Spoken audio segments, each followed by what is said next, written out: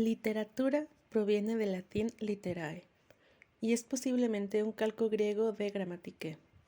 En latín, literatura significaba una instrucción o un conjunto de saberes o habilidades de escribir y leer bien.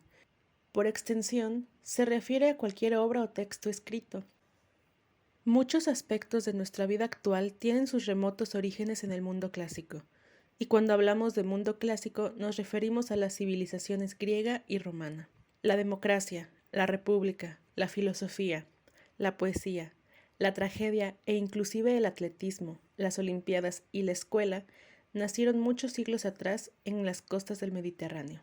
La civilización griega se remonta a la cultura de los aqueos.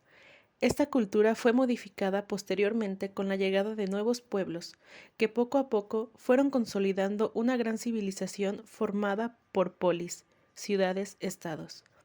Cada cultura tiene una explicación diferente sobre el origen del mundo y del hombre. Los griegos representaron esto a través de bellísimos mitos. Los personajes de estos mitos eran los dioses y los héroes. Los dioses eran inmortales y sumamente poderosos, pero también tenían mucho parecido con los humanos. El arte griego se caracterizó por la búsqueda de la belleza y la perfección de los artistas. En especial, los escultores se esforzaron por expresar la belleza ideal del cuerpo humano, que estaban en el equilibrio y la armonía. Dentro de la literatura griega podemos encontrar la poesía épica.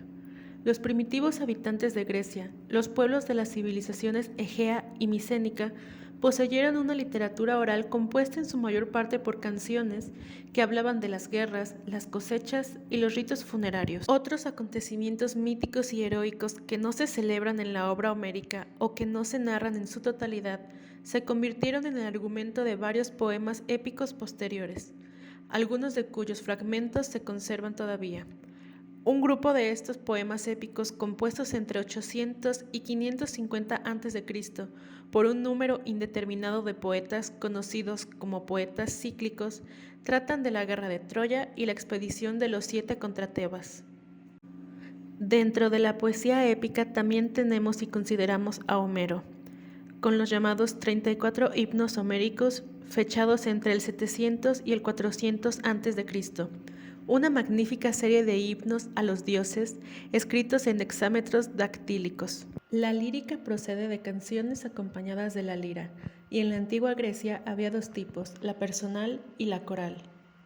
La lírica personal se desarrolló en la isla de Lesbos. El poeta y músico Terpandro está considerado como el primer poeta lírico griego, porque fue él que antes compuso música y poesía. La mayor parte de sus poemas eran nomos o himnos litúrgicos en honor de Apolo y cantados por un solo intérprete acompañado de la lira. Los poemas líricos de Alceo, inventor de la estrofa alcea, hablan de temas políticos, religiosos e intimistas. Safo, la poetisa más importante de la antigua Grecia, creó la estrofa sáfica. En el siglo VI a.C., el poeta Anacreonte escribió alegres poemas sobre el vino y el amor, en varios metros líricos.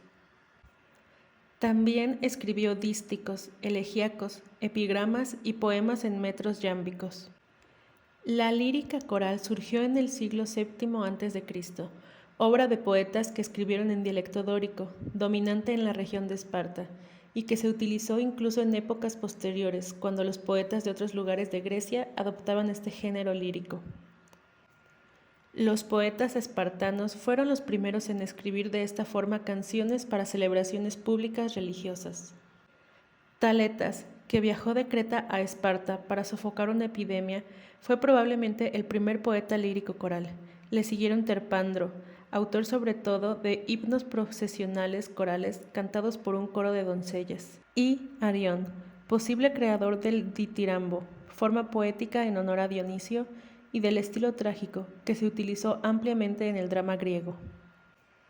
En los grandes escritores posteriores se encuentra el poeta siciliano Estesícoro, Simónides de Ceos y Baquílides de Ceos. La lírica coral alcanzó su apogeo a mediados del siglo V a.C., en las obras de Píndaro. Las tragedias corales de la época incluyen muchas odas corales importantes.